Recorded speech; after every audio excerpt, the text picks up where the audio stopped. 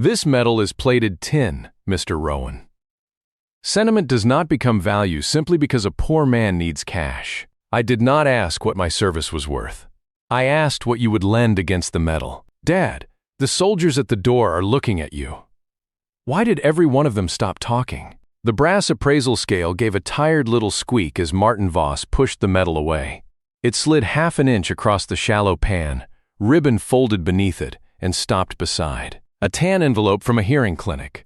Caleb Rowan did not reach for either one. His right hand remained flat on the scratched glass counter. His left rested near his daughter, Sophie, whose fingers had closed around the cuff of his faded canvas jacket. Behind them, the pawn shop door opened and let in a blade of cold morning light. 6 members of an Army honor guard entered in formal silence. The first man saw the metal. The second saw Caleb.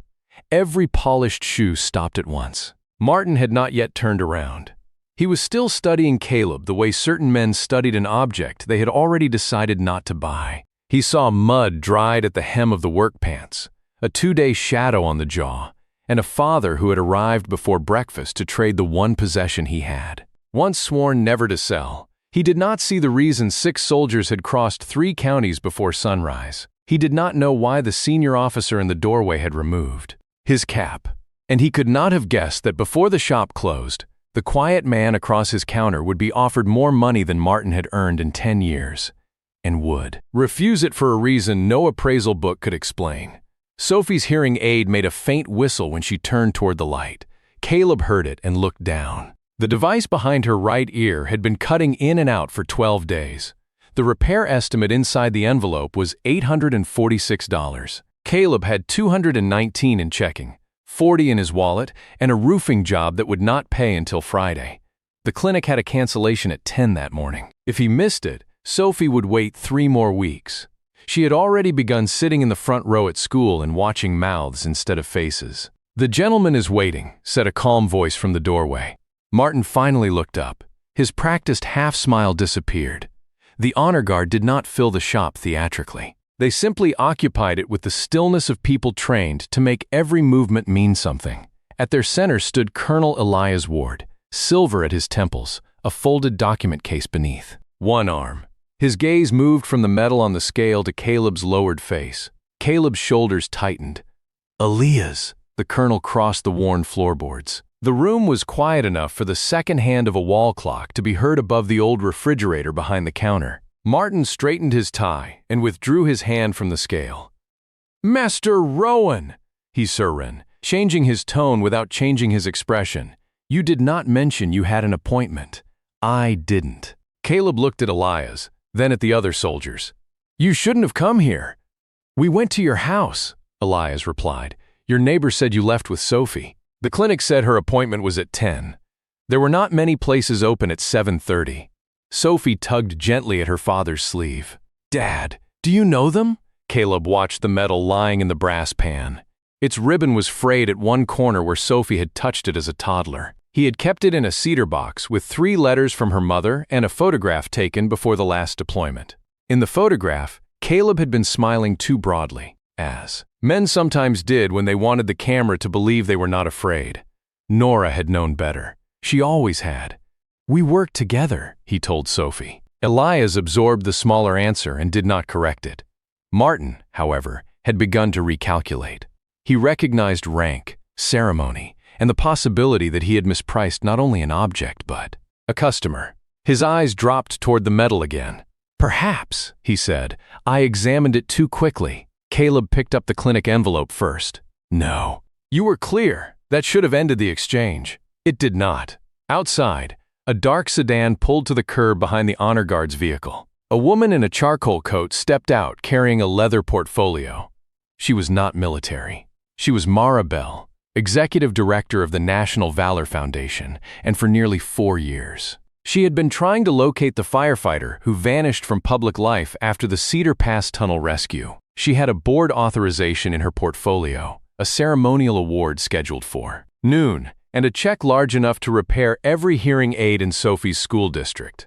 What she did not have was any understanding of why Caleb had refused every letter. 3 weeks earlier, The Foundation had announced that the unidentified leader of the Cedar Pass evacuation had finally been confirmed. News outlets had used old helmet camera footage, smoke folding through a mountain tunnel, families crawling between stalled vehicles, and one broad-shouldered figure moving against the stream.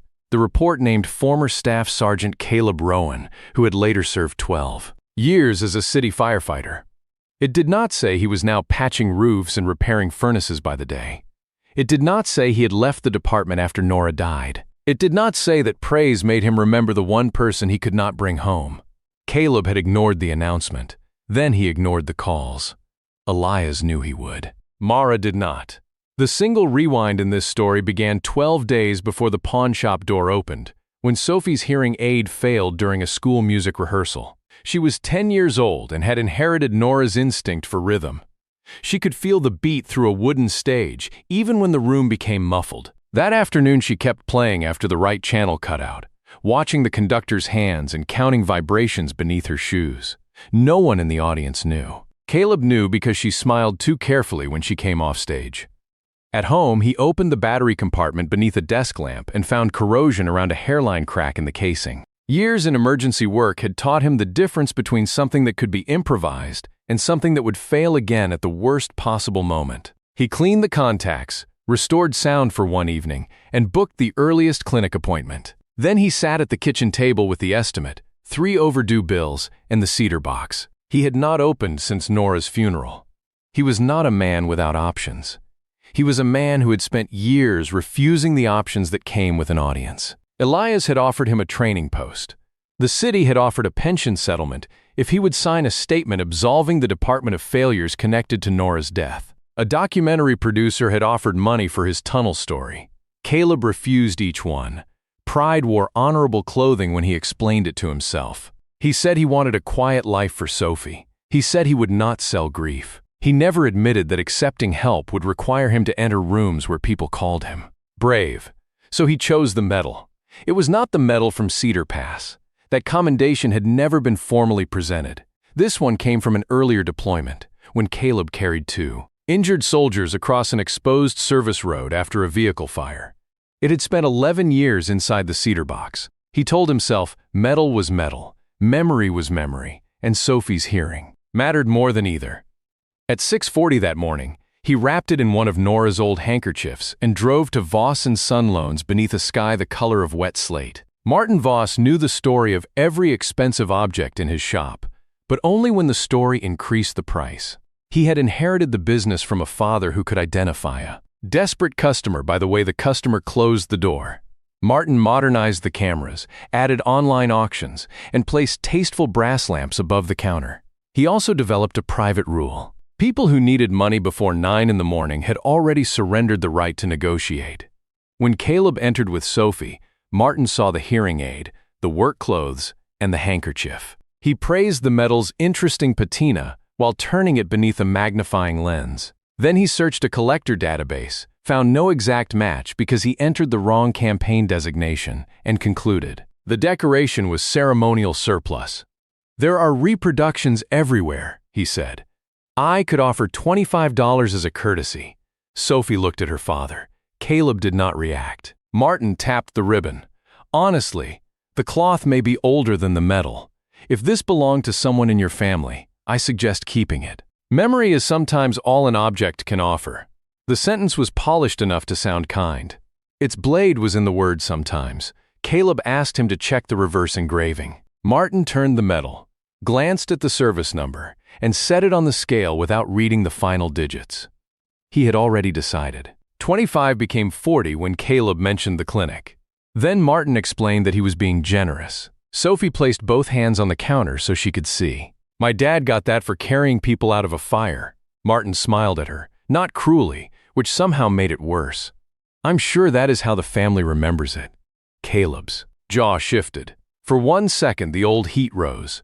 The heat that had once made him walk through smoke because standing still felt impossible. Sophie felt his sleeve tighten beneath her fingers. He looked at her hand and let the anger pass. "We're leaving," he said. That was when the honor guard entered. Now, with the 12 lost days closed behind them and the story moving forward again, Mara Bell stepped through the doorway. Her shoes clicked once against the threshold, then slowed when she understood the scene. The medal, the appraisal scale, the hearing clinic envelope, Caleb's daughter holding his sleeve. She had prepared a speech about national gratitude. It died before she spoke. Martin extended a hand. Martin Voss. I assume you're here regarding the decoration. Mara did not take it. I'm here regarding the man. Caleb's eyes closed briefly. Sophie looked from the soldiers to the woman, and then back to him. The hearing aid whistled again. Elias heard it, so did Mara, and in that small mechanical sound, both of them understood why the most difficult man they had ever tried to honor had finally carried a medal into a pawn shop. Mara Bell did not open her portfolio. Instead, she crouched until she was level with Sophie and asked whether the device was hurting her ear. Sophie shook her head.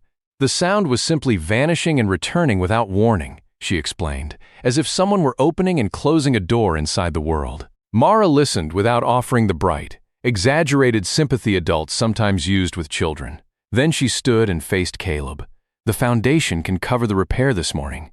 No, the answer came so quickly that Martin raised his brows. Elias did not. He had heard Caleb say no in burning buildings, in hospital corridors, and once beside a flag-draped casket when a deputy chief offered condolences before accepting responsibility. Mara kept her voice even. This is not payment for an interview. Then it is charity. It is assistance. To you. To her, it becomes the day strangers bought something because her father was on the news. Sophie stared at the counter.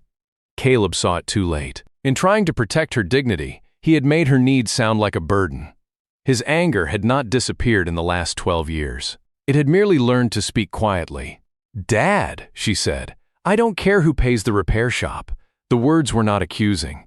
That made them land harder. Caleb bent his head. "You're right.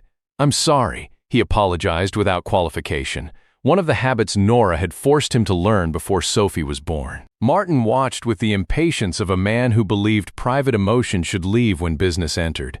He lifted the medal from the scale and placed it on the glass. "Since there appears to be institutional interest," he said, "I am willing to obtain a proper military appraisal. Naturally, provenance changes the market." Elias looked at him. "You called it plated tin." Martin's fingers paused. "An initial opinion based on incomplete information." Caleb folded the medal into Nora's handkerchief. The information was engraved on the back. For the first time, Martin looked uncertain. His software had shown no corresponding record, but software did not explain why an honor guard had arrived. He told himself the soldiers were there for publicity, and the medal was incidental. That assumption protected him from a more troubling possibility, that the poor customer had invited him to look carefully, and he had refused. Mara offered to drive Caleb and Sophie to the clinic. Caleb declined the ceremonial sedan but accepted a ride from Elias in an ordinary pickup parked around the corner. Before leaving, Sophie turned back toward Martin. "It isn't worth more because they came," she said. "You just know people are watching now." No one corrected her. At the hearing clinic, the technician replaced the cracked housing and discovered moisture damage in the receiver. Mara paid the deposit directly to the clinic after Caleb agreed to sign a repayment plan. It was a compromise, and he hated how relieved it made him feel. Sophie sat inside the sound booth, raising her hand at faint tones while Caleb watched through the glass. Elias stood beside him. Nora would have taken the help. Nora would have had savings. Nora would have told you pride is expensive. Caleb's mouth tightened, but the corner almost moved. Nora had said exactly that after he tried to repair their first washing machine with a field tool kit and flooded the kitchen. The smile vanished when Elias handed him a printed photograph from the Cedar Pass tunnel. It showed Caleb carrying a boy in a yellow winter coat while directing 3 adults toward an emergency cross passage. Smoke hid half his face. On the concrete wall behind him was a red maintenance number, CP14. "The Foundation's investigators confirmed 23 survivors who remember you," Elias said. "The state wants to present the Civilian Valor Citation today. Mara's board approved a grant in your name. I don't want a grant in my name. Then choose another name." Caleb looked through the glass at Sophie. "Why now?" Elias hesitated. "Because the tunnel contractor is bidding on the new Eastern Bypass. The footage resurfaced during the safety review. That answer changed the air." Caleb turned fully from the booth. "Halcyon Infrastructure?" Elias nodded. For 9 years, the public version of Cedar Pass had blamed an electrical fire, bad weather, and driver panic. Caleb knew the first smoke had come from a maintenance alcove behind CP14, where solvent drums had been stored beneath a damaged ventilation relay. He reported it after the rescue. A municipal investigator recorded his statement, then removed the storage detail from the final summary. 2 months later, Nora, an emergency communications analyst, found dispatch logs showing that the contractor had disabled a ventilation alarm during overnight work.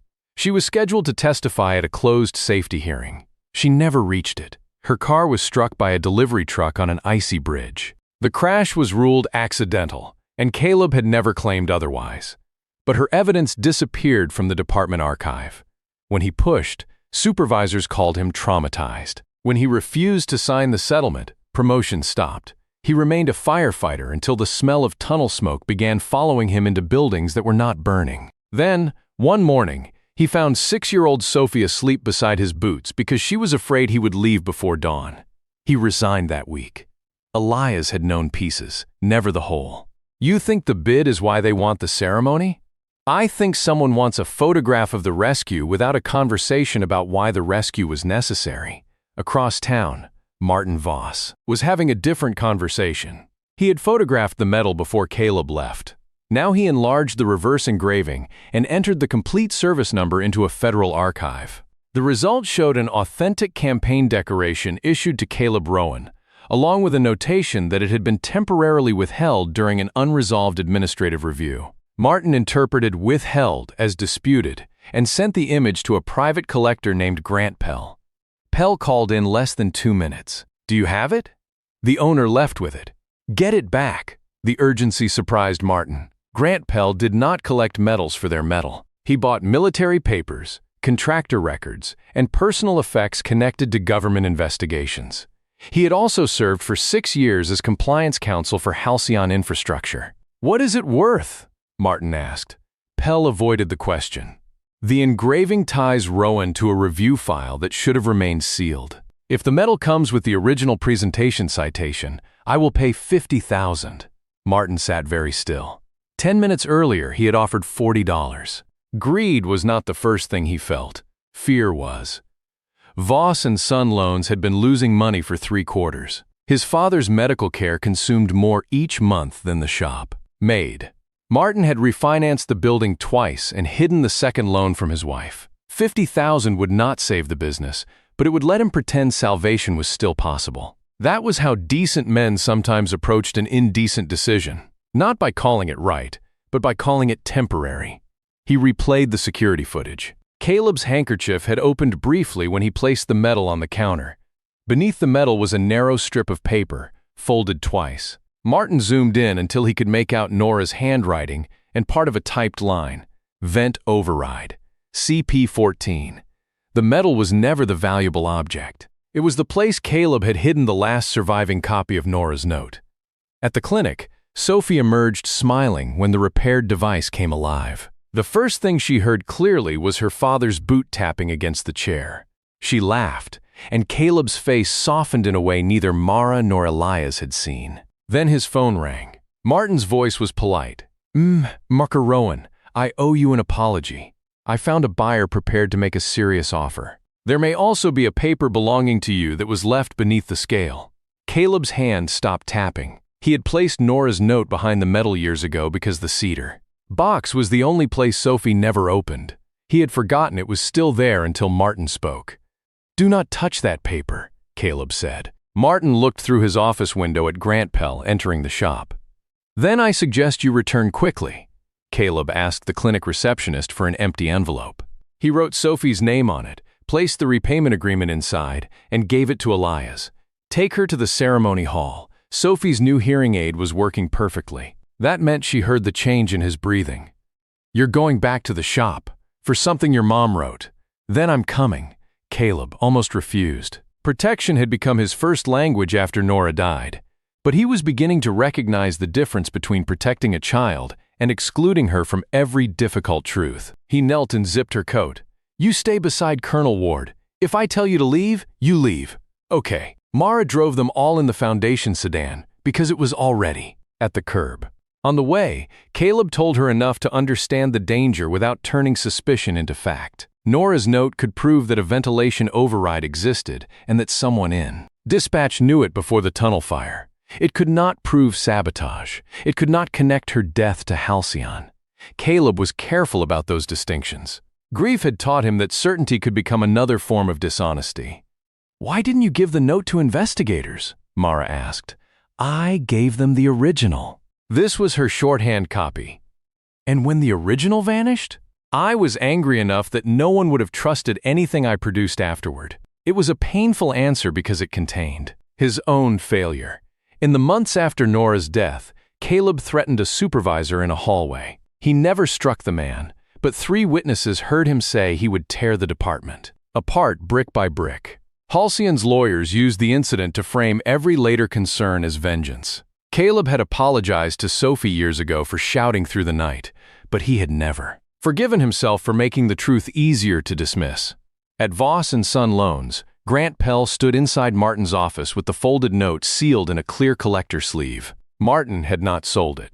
He had also not returned it. He was balancing on the thin moral ledge where a man tells himself delay is not theft. Pell placed a cashier's check on the desk. $50,000 for the metal and any associated paper. "The metal is not mine. You run a collateral business. Acquire the collateral. The owner knows the paper is here." Pell's smile was patient. "Then tell him you misplaced it. Your cameras overwrite local footage every 24 hours, according to the system. Sticker near your register. By tomorrow, memory will be the only record." Martin looked toward the framed photograph of his father above the safe. Leonard Voss had once returned a diamond ring to a widow after discovering it inside a $5 sewing box. He made Martin drive 40 miles to deliver it and refused gas money. "A shop like ours survives on the distance between legal and decent," his father had said. "Close that distance too often, and the locks will not keep the shame outside." Martin had spent years calling that sentimental business advice. Now Pell's check lay over the edge of his father's photograph. The front bell rang. Caleb entered first, followed by Sophie, Elias, and Mara. The honor guard remained outside. Their presence drew pedestrians to slow on the sidewalk. Martin came from the office alone. "Where is the note?" Caleb asked. "Safe. Who saw it?" Martin glanced toward the office door. That was enough. Pell stepped out, carrying nothing. He wore a gray overcoat and the relaxed expression of a lawyer accustomed to entering rooms after the facts had been arranged. "Mr. Rowan, Grant Pell. I represent a collector interested in preserving materials connected to Cedar Pass." Caleb knew the name. Nora had written it in the margin of a dispatch printout. G. Pell requested suppression pending liability review. He did not accuse him. "You worked for Halcyon many years ago. You requested the alarm logs be sealed." Pell's eyes narrowed by a fraction. "That is a serious allegation based on what, exactly?" "A note you just offered to buy." The old refrigerator hummed behind the counter. Sophie stood close to Elias, watching Pell rather than her father. Martin realized she could hear every word now. Pell shifted toward a softer strategy. "Your wife's death was a tragedy, Mr. Rowan. Grief can attach meaning to fragments. I am offering to place those fragments with qualified historians instead of letting them become fuel for another painful misunderstanding." Caleb's voice remained flat. "Return the paper." "I don't have it." "Then you won't mind waiting while Mr. Voss opens the safe." Martin looked between them. His business, his debt, his father's care, and the check on his desk seemed to press against his ribs. He entered the office and returned with the clear sleeve. He handed it to Caleb. Pell's face did not change, but color withdrew around his mouth. "This is private correspondence," Caleb said. "You will not photograph it." Pell glanced toward the ceiling camera. "It appears the shop already did," Martin swallowed. "Only for appraisal security." Caleb held the folded paper toward the window without opening it. Nora's handwriting showed through the thin sheet.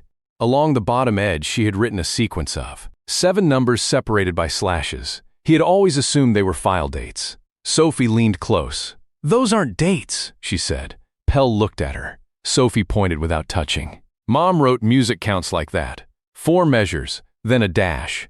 But these start with 12 and 14. Caleb stared. Nora had taught Sophie rhythm using numbered beats and had used the same shorthand when mapping dispatch channels. The numbers were not dates. They were radio channel and timestamp pairs. Mara opened her phone. The Foundation's researchers downloaded the Public Emergency Radio Archive for the Tunnel Review. Pell stepped closer. Those archives were corrupted. Some were, Caleb said. Not the volunteer repeater logs, Elias understood first. During the Cedar Pass emergency, rural volunteer stations had mirrored traffic from the municipal network. Their low-quality recordings were dismissed because no one had a reliable index. Nora's sequence could be that index. They left the pawn shop without argument. Pell followed them to the curb and made one call. Martin watched through the window, then removed the cashier's check from his desk and tore it into 4 pieces. The act did not absolve him. It merely stopped the next wrong thing. At the Foundation's ceremony hall, technicians were preparing a live national stream. Hundreds of firefighters, veterans, city officials, and tunnel survivors filled the seats. A large screen displayed Caleb's name above the words Cedar Pass Civilian Valor Recognition. Mara canceled the rehearsal and moved her research team into a side room. The volunteer archive contained 73 hours of static, clipped voices, and overlapping dispatch. Nora's sequence identified Channel 12 at 2:14 a.m., Channel 7 at 2:31, and Channel 4 at 3:06, the hours before the tunnel opened to morning traffic. The first recording captured a maintenance supervisor requesting permission to disable the CP14 ventilation alarm while solvents were moved. The second captured a dispatcher warning that the override had not been cleared. The third carried Grant Pell's unmistakable voice, authorizing the tunnel to reopen because a closure would trigger contract penalties. Mara's legal counsel verified the metadata against independent repeater clocks. Elias contacted the state inspector general. Caleb listened twice, then removed the headphones.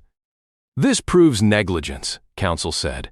"Possibly obstruction. It proves Nora was right," Caleb replied. That was the only victory he could feel. Outside the side room, the ceremony crowd began to murmur. The event was 15 minutes late. Halcyon's current chief executive, Lenora Shaw, had arrived to announce the Foundation grant and promote the company's safety partnership. She was not part of the old tunnel decision, but her firm's bypass. Bid depended on a clean historical record. When Pell reached her in the lobby, he told her a traumatized former firefighter was about to misuse corrupted audio in front of a national audience. Lenora believed him because he had protected the company through 2 recessions and hundreds of claims. Her blindness was institutional, not theatrical. She trusted the man whose job had always been to make danger look manageable. She entered the side room with 2 attorneys and asked Mara to postpone the presentation. "No one benefits from litigating grief on a stage." Caleb turned toward her. "It was litigated 9 years ago. We just weren't invited." Lenora studied his worn jacket and the daughter beside him. She had expected an unstable accuser. His restraint unsettled her more. Pell arrived behind her. The recordings lack chain of custody. Mara's counsel placed 3 verification reports on the table. "They have 3 independent chains." Pell's confidence flickered. At that moment, Martin Voss entered the hall carrying a copy of his security footage. He had followed because the camera captured Pell identifying the paper, offering money, and explaining that the local footage would overwrite. Martin knew cooperation would expose his own conduct. He came anyway. "I have a 4th chain," he said. The stage manager opened the side door. Beyond it, hundreds of people waited beneath bright lights. The live stream countdown showed 60 seconds. Lenora told Mara that broadcasting unreviewed accusations would end the Foundation's partnership and expose everyone in the room to litigation. Mara looked at Caleb. "Your decision," Caleb could walk away. Sophie's hearing aid was repaired. The note was back in his hand. He had spent 9 years protecting his daughter from the machinery that consumed Nora. Now that machinery stood behind a curtain with lawyers and cameras, Sophie slipped her hand into his. "Mom wanted people to hear it, didn't she?" The countdown reached 10. Caleb folded Nora's note once, placed it beside his medal, and walked toward the stage. The curtain opened before Caleb reached center stage. Applause rose from the hall, generous and misinformed. The audience believed it was welcoming a reluctant hero to receive a medal. Caleb heard instead the layered sounds Nora had taught him to notice. The ventilation above the lights, the soft feedback from a microphone, Sophie's repaired hearing aid clicking as it changed programs, and behind all of it the memory of a dispatch channel, no. Official report had preserved. Mara approached the lectern. Her prepared introduction remained on the teleprompter, but she did not read it. 9 years ago, she said, hundreds of people entered Cedar Pass, believing every safety system was active. One man helped 23 of them leave. Today was meant to recognize his courage. At his request, we will first recognize the truth that made courage necessary. The room changed. Applause thinned into silence. Caleb placed his old medal and Nora's folded note on the lectern. He did not describe himself as brave. He identified the date, the tunnel section, the ventilation relay, and the 3 radio channels. His language was exact because exactness was the only protection he trusted. At 2:14 a.m., a maintenance supervisor requested an alarm override at CP14. At 2:31, dispatch recorded that the override remained active. At 3:06, the tunnel was authorized to reopen. The morning fire began behind CP14. The room went so quiet, the ventilation hum became audible. Grant Pell sat in the front row beside Lenora Shaw. He had insisted on remaining visible because leaving would look like guilt. Now sweat collected near his collar. Mara played the first recording. Static filled the hall, followed by the supervisor's voice and the code for the override. The second recording carried the dispatcher's warning. Before the third, Pell stood. These files have not been authenticated in a court of law. Caleb looked at him. Then you should welcome an investigation. No anger, no triumph. Just one sentence. Mara played the final recording. Pell's younger voice came through the speakers. Reopen on schedule. We cannot trigger the penalty clause over one uncleared relay. Log it for morning correction. Someone in the audience inhaled sharply. A tunnel survivor in the second row covered her mouth. Lenora turned toward Pell, and for the first time she looked at him without the shelter of his title. Pell reached for the microphone, but Martin Voss stepped into the aisle. His suit was wrinkled from the drive. His face had lost the polished ease it wore behind. The pawn counter. There is more, Martin said. He gave Mara's technician the security file. The large screen showed the pawn shop office. Pell's image appeared beside the desk, offering $50,000 for the metal and paper. His recorded voice explained the camera overwrite. Martin's own hesitation was visible too. He did not edit himself out. I considered taking it, Martin told the room. I had reasons. Debt, family, fear. None of them made it decent.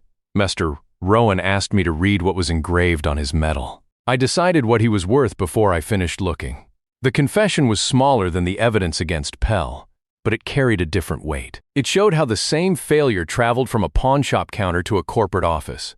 A powerful person deciding that careful attention was owed only to people who appeared valuable. The State Inspector General's representatives entered from the rear of the hall. They did not arrest anyone for the cameras. They served preservation orders on Halcyon and collected the original note, the metal photographs, the repeater files, and Martin's recording under documented chain of custody. Pell's attorneys surrounded him. Lenora remained seated. When the officials finished, she asked to speak. Mara hesitated, then allowed it. Lenora stood at the lectern where Caleb's medal still lay. My company submitted a bid yesterday to build the Eastern Bypass. We relied on counsel who certified that Cedar Pass contained no unresolved safety concealment. Effective now, Halcyon is withdrawing that bid. We will open our archives to independent review. She turned toward Caleb. I believed the system because I was responsible for keeping it standing, Caleb answered quietly. A system that needs the truth removed to stay standing has already fallen. Lenora's hand tightened around the edge of the lectern. She nodded once. The reaction was not redemption. It was the first honest discomfort she had allowed herself.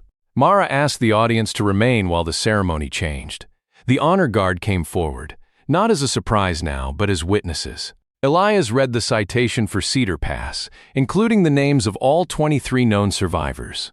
Caleb accepted the framed citation but asked that the medal not be pinned to his jacket. It already belongs where it belongs, he said. He invited Sophie onto the stage. She carried the worn medal in both palms. Elias knelt and fastened it inside a small shadow box, beside Nora's note. Not the original, which was now evidence, but a copy made under supervision. At Caleb's request, the inscription named both Caleb Rowan and Nora Rowan. One who carried people through smoke, and one who preserved the signal that led them back to the truth. Then the 23 survivors stood. They did not applaud immediately. One by one, they faced Caleb in silence. An older man raised a hand over his heart. A mother held up a photograph of the child in the yellow coat, now a teenager. The honor guard followed. The gesture moved through the hall until nearly every person was standing. Caleb looked down because receiving gratitude was still harder for him than entering fire. Sophie reached for his hand. "You can look," she whispered. "They're not asking you to go back." He lifted his head. Mara's foundation grant had originally been designed as a scholarship bearing Caleb's name. He declined that version. Instead, he proposed the Nora Rowan Signal Fund, which would preserve independent emergency recordings, protect municipal whistleblowers, and provide communication devices for children of first responders. The board approved it by unanimous vote before the event ended. Caleb accepted one condition: no donor gala would use Sophie's medical story without her permission. The foundation also offered him a salaried national role. He turned it down. Then, after Sophie gave him the same unimpressed look Nora once used, he accepted a part-time advisory position that allowed him to pick her up from school every day. Martin Voss returned to the pawn shop that afternoon and removed the brass sign that promised fair value. He replaced it weeks later with a simpler one: "We finish looking." He cooperated with investigators, surrendered his appraisal records, and admitted attempting to leverage Caleb's property. No law required him to confess the thought he had. Not completed, but the disclosure cost him a collector license and nearly the shop. Caleb did not intervene to protect him from those consequences. Dignity was not the same as rescue from accountability. But when Leonard Voss needed transport to a medical appointment during the investigation, Caleb quietly arranged a volunteer driver through his old fire station.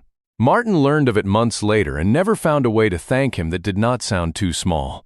Pell's consequences were less quiet. The Inspector General recovered internal messages showing that he had ordered the original alarm warning recategorized as routine maintenance and advised municipal lawyers to challenge Caleb's mental stability.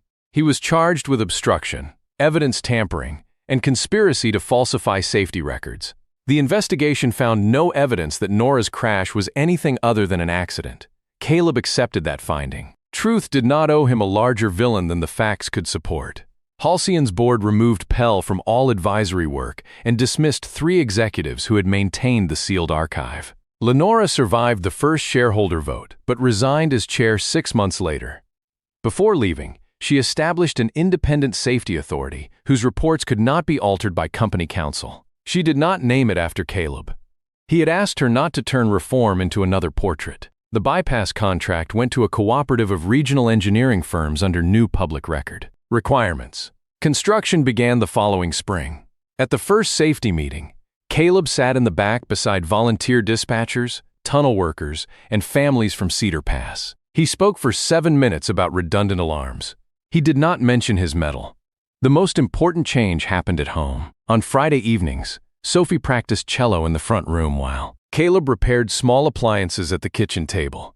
Her hearing aid connected to a tiny receiver clipped near the music stand, and she no longer watched the conductor's mouth for missing sounds. Caleb kept the shadow box on a shelf, not hidden in cedar and not displayed beneath a spotlight. Nora's photograph stood beside it. One rainy evening, Sophie stopped halfway through a scale. "Were you really going to sell it?" Caleb set down a screwdriver. "Yes. Would Mom be mad?" He considered the question. "She'd be mad I waited 12 days to ask for help." Sophie smiled. "That sounds right." He told her the medal had never been the part he was afraid to lose. He feared that if he let it go, the last proof of the man Nora had loved would disappear with it. Sophie crossed the room, opened the shadow box, and pointed to Nora's copied note. "That isn't proof of who you were," she said. "It's proof she knew who you were." Caleb had walked through fire with less courage than it took to let that sentence reach him. He sat beside his daughter and listened while rain touched the windows and the repaired hearing aid gave no whistle at all. Years later, people would remember the honor guard entering the pawn shop, the public recording, and the moment a corporation withdrew from a billion-dollar project. Caleb remembered a smaller thing: Sophie's hand closing around his sleeve before anyone important knew his name. Value had been present before recognition arrived. It had been present when the medal sat on a cheap brass scale, when a father counted dollars at a kitchen table, and when a child kept playing music she could barely hear. The world often mistakes attention for worth because attention is loud and worth is usually occupied with something quieter. Keeping a promise, finishing the search, listening to the person no one else has chosen to hear. A medal can be appraised, a reputation can rise or fall, and applause can end. Character remains in what a person protects when no audience has entered the room.